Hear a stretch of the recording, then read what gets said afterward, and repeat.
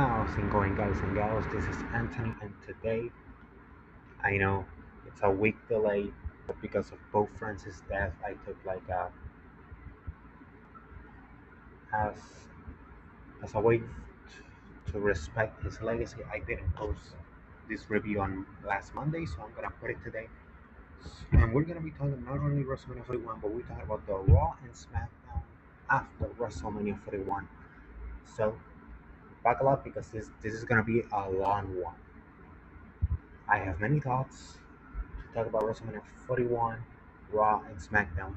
So if you want to know them, you, and you want to hear this, and not only for Backlash but all the premium live events, remember to like, comment, share, and subscribe. So without further ado, let's jump right in.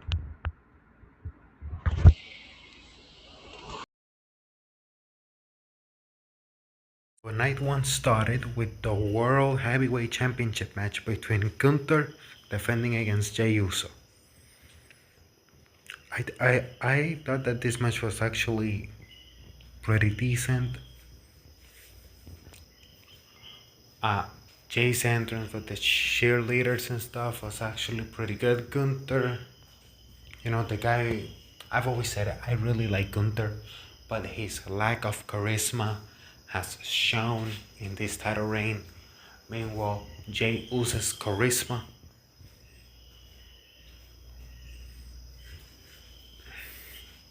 But the match I think was pretty good, and in the end, in a way, they had Gunther looking strong because he needed like 3 spears, 4 splashes. Gunther was always dominating the match, and for the second time, this was a pretty nice detail.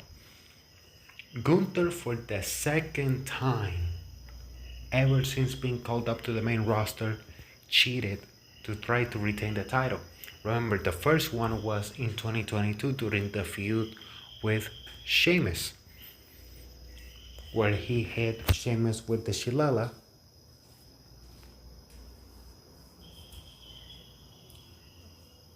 And him retaining the title, which was on an episode of SmackDown in October 2022.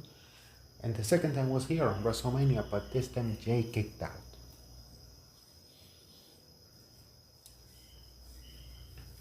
I mean, the match was good, but it's not gonna be anything memorable. That's why I'm struggling to talk about something here. But the finish came in when Jay gave Gunther the sleeper, and just like the William Regal mark that Gunther is, he tapped out instantly. The people popped, they were celebrating, everybody was cheering. Jimmy Uso came to the ring and celebrated with Jay, which I think, man, like Jimmy was supposed to be on WrestleMania fighting for the US title, so he went from fighting for the US title to out of the WrestleMania card. But we're gonna talk about Jimmy Uso in a couple of on the next episode, because at first I thought, okay, let's talk about the Raw and SmackDown after WrestleMania, but that's gonna be a video for Friday or for Thursday, whenever the hell I'll do it. And then I'll do this week's episode of Raw and SmackDown on another video, so everything can be dandy and up to date. So yeah. And next up was the World Tag Team Championship match between the War Raiders versus the New Day. This match was literally here because it had the Clash of Clans sponsorship. That was the only reason for this match, because this match was generic as beat, and I don't understand it. Like, these 4 guys are pretty good workers. Kofi and Xavier are pretty good workers. Maybe the reason is that New Day really haven't been heels for 10 years, so the dynamic kind of felt eh. So maybe that's why. Like, this match is just a skip. This match is a skip. Man, night one is not starting out so well. But here is where it kind of starts picking up. I don't I don't remember which match came after this. Was it the Oh wait, it was the Jade versus Naomi match. We know how this thing started, you know. I forgot to mention that Jay won the Rumble, by the way. Jay Uso won the Rumble and he chose Gunther. I forgot to mention that. But that's neither here nor there. I've talked about it plenty of times. And Gunther has no charisma, no personality. So next up, Jade Cargill versus Naomi. We know what happened before War Games. Who attacked Jade Cargill? And everybody has been suspecting Liv Morgan and Raquel Rodriguez. Jade Cargill returns on the Elimination Chamber and beats the hell.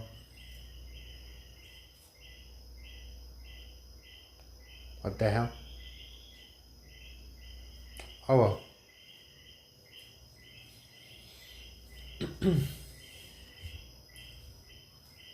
And beats the hell out of Naomi before the match started.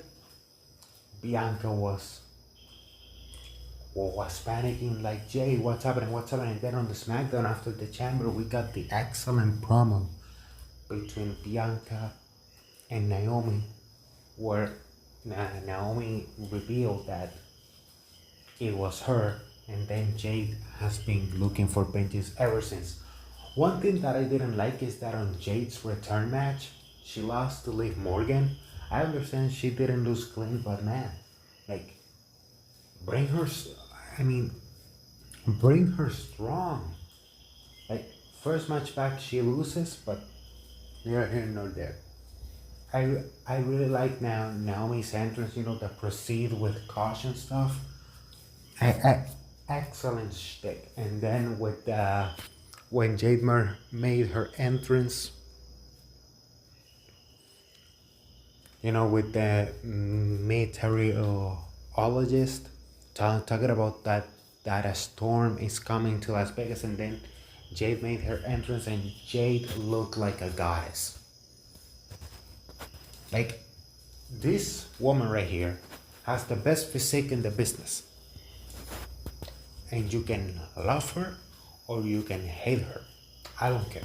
She's got the best physique in the wrestling business today. Naomi is a ring general. I mean, Jay did everything she had to do perfectly. Everything she did, perfect. And obviously Jade gave her the jaded 1, 2, 3. Jade Cargill wins on WrestleMania. But I don't think the story is gonna end there. So I don't think the story is gonna end there, but hey, let's see what happens.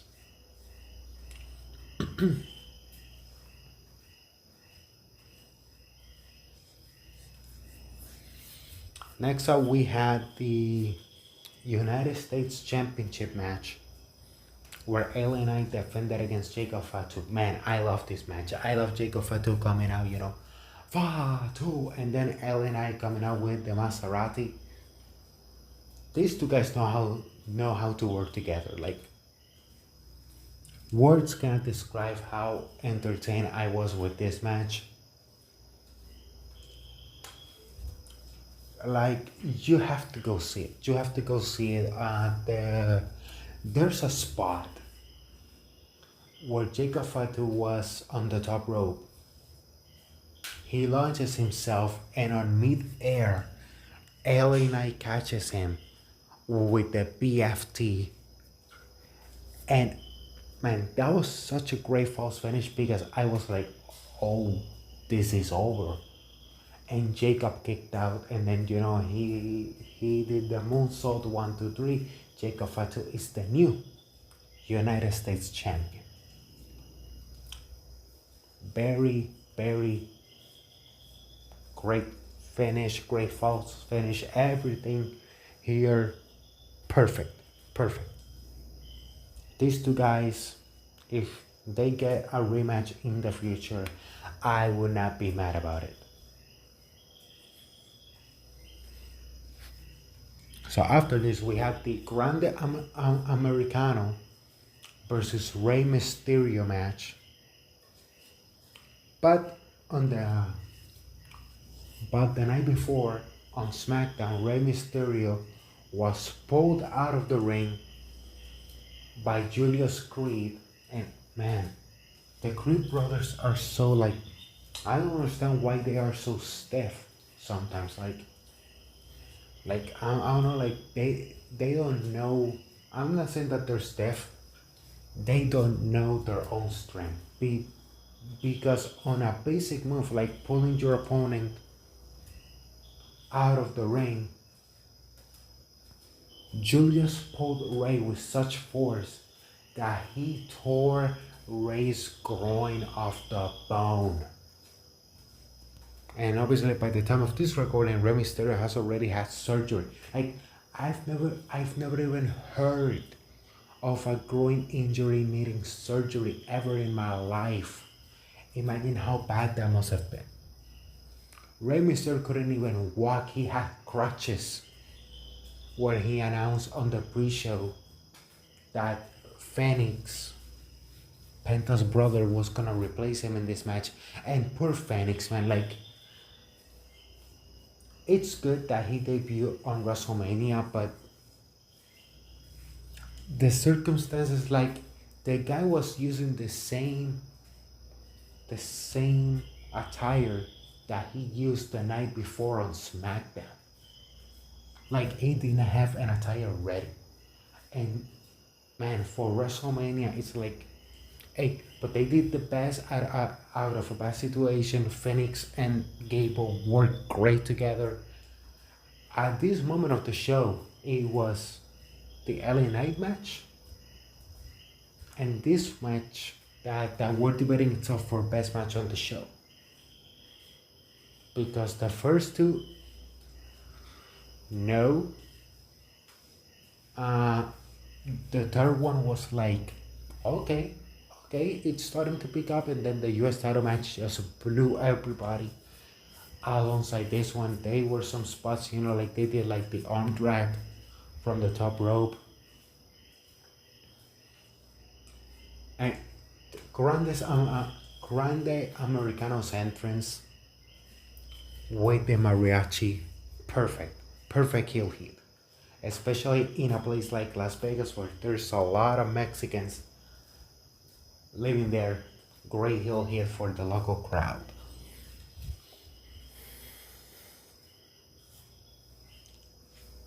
Obviously the finish came in when Grande Americano put the metal plate under his mask head, and Phoenix kicked him on the head, but since he had the metal plate, Phoenix was agonizing in pain, selling the injury, and then diving headbutt 1, 2, 3. Also, I forgot to mention, before this match started, Vikingo from AAA attacked Grande Americano because on the pre-show it was announced that AAA has been acquired by WWE, and they had on the pre-show they had people like Andrade, Rey Mysterio, who was there on the first ever AAA show. Rey Mysterio was there, so great person to have there. You had Andrade, Cruz del Toro. And funny enough, they had Stephanie Bagger there because I don't know, maybe there was a dig to CMLL because Stephanie Bagger never worked with AAA, so that caught me off guard. I was like, why in the hell is she here? Like, she never worked for AAA, but you know, I understand, like,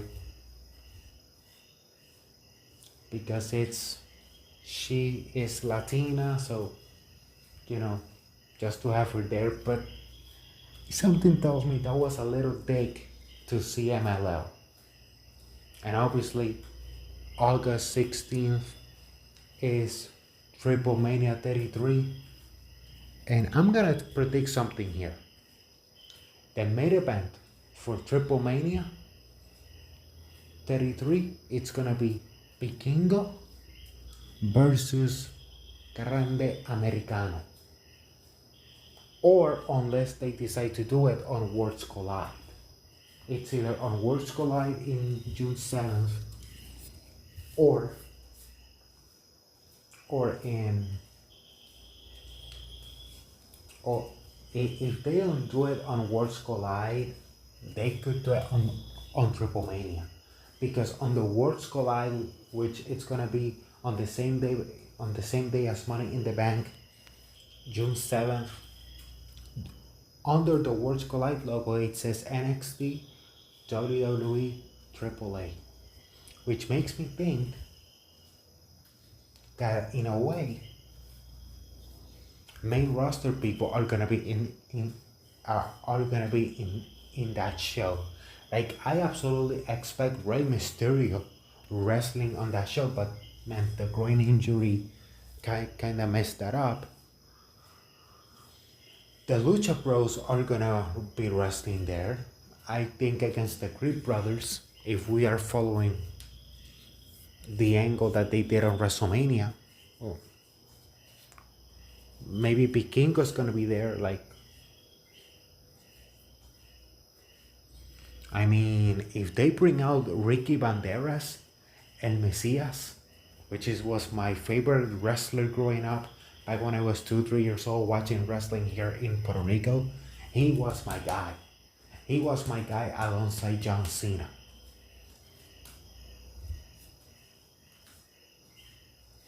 Man, like, Ricky Banderas versus Karen Cross would be a banger. Like, Ricky Banderas is almost 50, but he can still go, which people forget. But going back to the... Oh my god, I don't want to talk about this match. Tiffany Stratton defends the WWE Women's Championship against the 2025 Royal Rumble winner, Charlotte Flair. Oh god, okay, well, this was supposed to be a heel, Tiffany Stratton, against a babyface, Charlotte Flair. But after the Royal Rumble, Charlotte was doing this really passionate promo talking about, how it took her over a year to return, and the crowd was just booing the shit out of her. And it was like,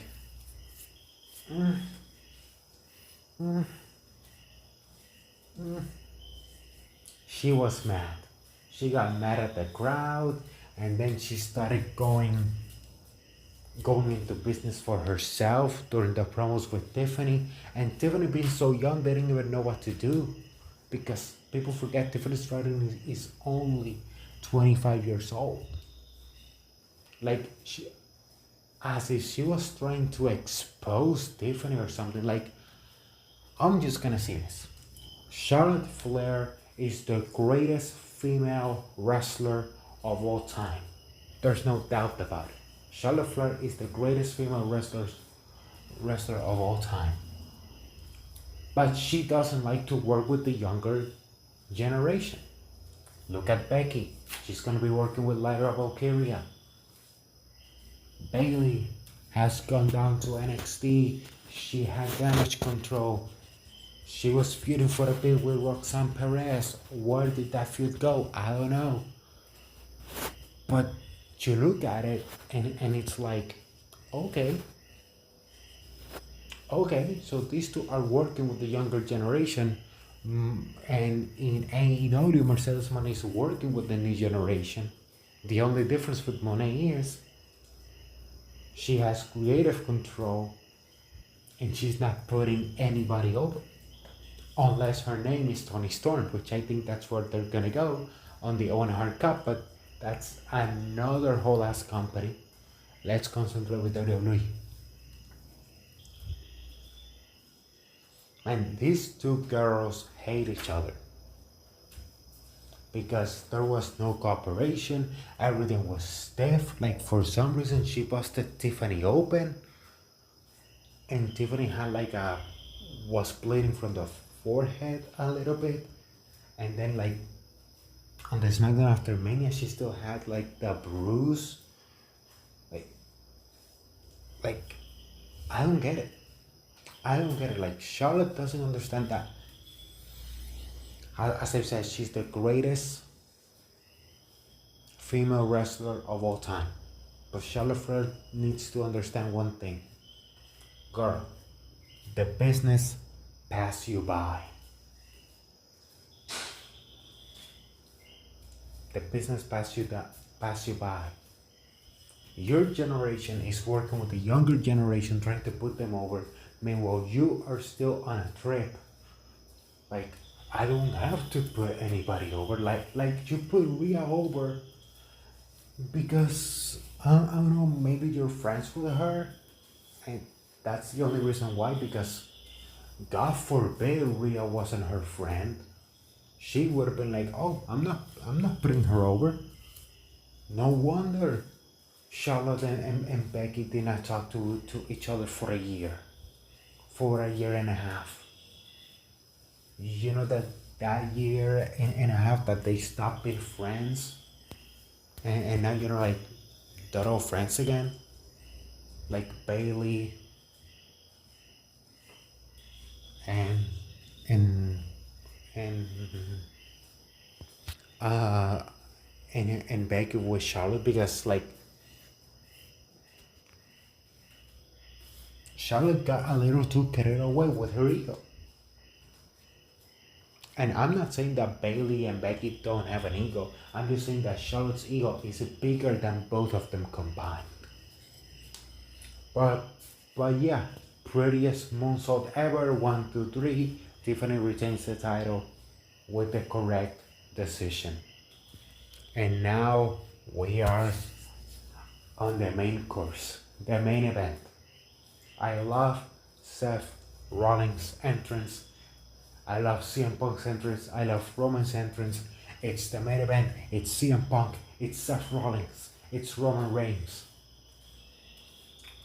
As you may know, WrestleMania 40 ended with Seth Rollins, aka Tony Stark, sacrificing everything he had for the greater good.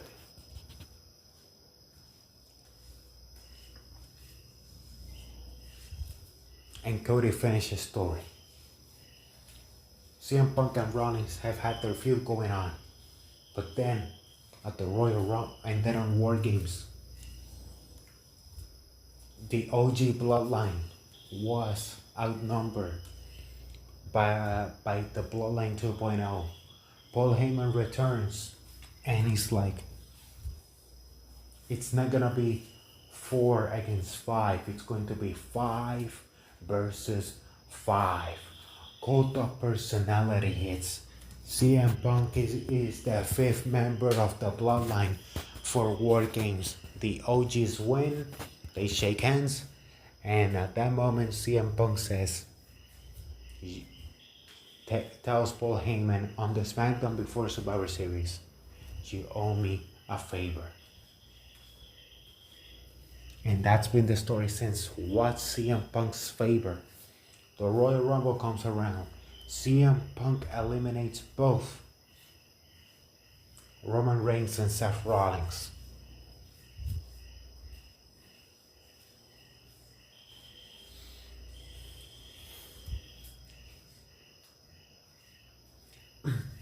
And excuse me.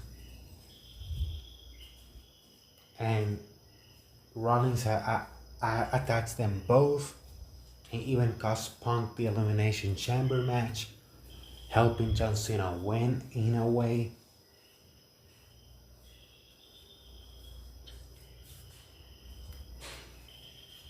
And that brings us here. Oh wait, I I forgot the Seth and the Seth versus Punk matches. The one on the first Raw on Netflix, which Punk won, and then the rematch, which was on the cage MSG, where Roman Reigns returned and beat the hell out of Rollins, practically drag him out of the cage, giving him the victory.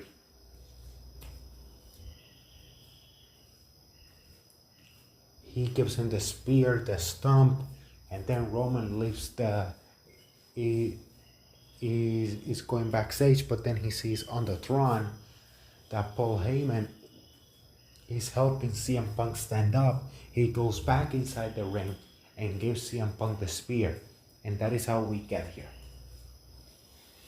Man, the Seth Rollins entrance coming out as his with the flamethrower the flamethrower back when he was the Beast Slayer and the Kingslayer, then likes, and then the arena goes black and he's dressed in all white. And then came the best entrance of night one.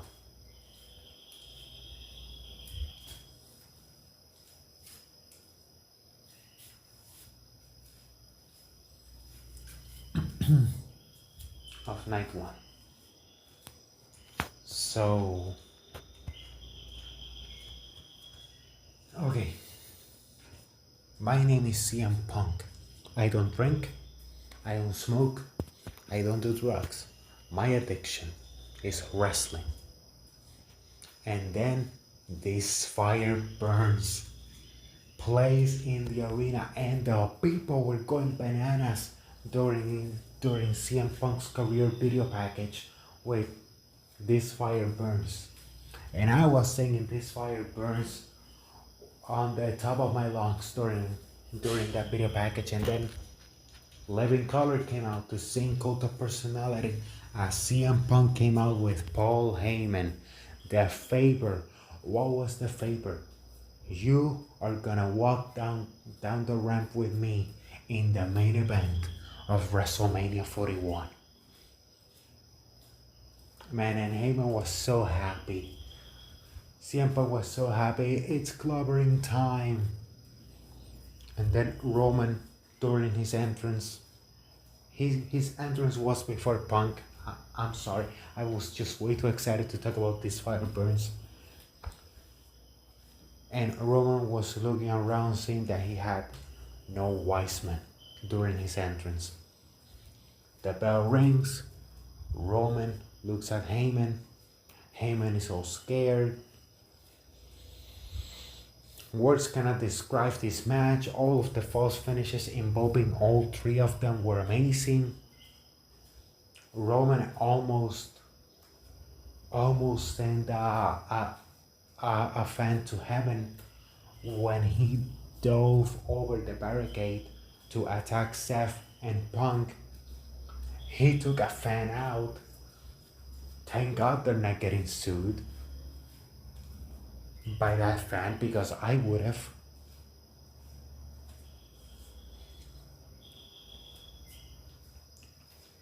Now let's talk about the finish. Paul Heyman takes a chair. Roman Reigns and CM Punk are both looking at Paul Heyman. The chair. Give me the chair. Paul Heyman is so scared.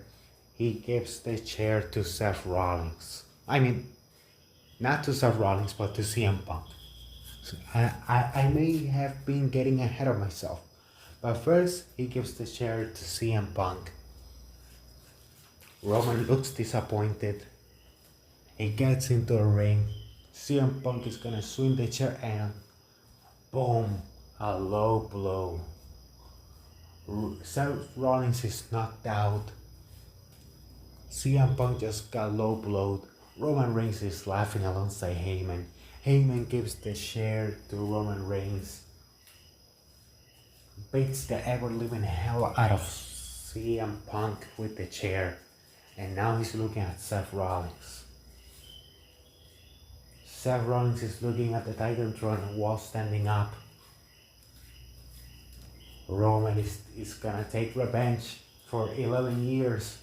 And Heyman low blows Roman Reigns. And the way Roman sold it, I mean, Roman selling throughout this entire match was amazing. Like, the story of this match was entirely told by Roman Reigns' facial expressions. Which, imagine being on a multi-man match and the entire story is just told by one person's facial expressions. This is why Roman Reigns' heel run really helped him develop his storytelling. Because now that he's a babyface, when you're a babyface, your selling is the most important thing. So now that he's a babyface, it's so good.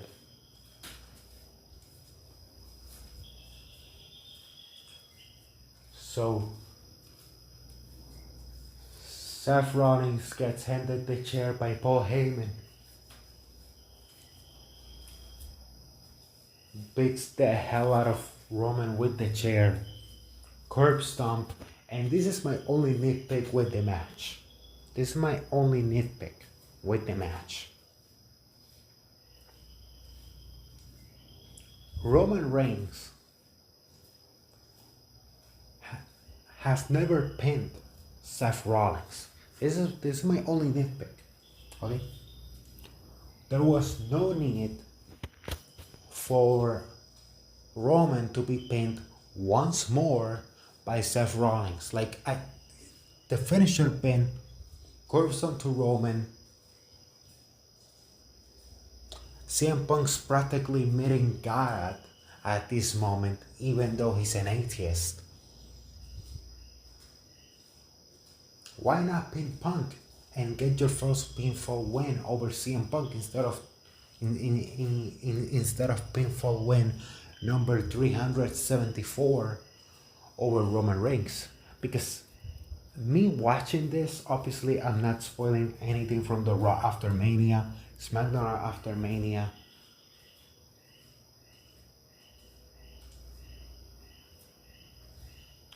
Because that's gonna be on the weekend where I'm gonna be all caught up with the product. Me watching that finish, I was like, oh my god, they buried Roman Reigns 10 feet under. Because that's what it felt like at the moment. Do they fix it? Gotta wait and see. But hey, this is the night one review, guys and gals. Remember, if you like this type of content, remember to like, comment, share, and subscribe. And as I always say, share these beautiful moments with your families, create beautiful memories, because life's too short, but those memories last a lifetime. As always, this is Anthony, signing off. Bye-bye.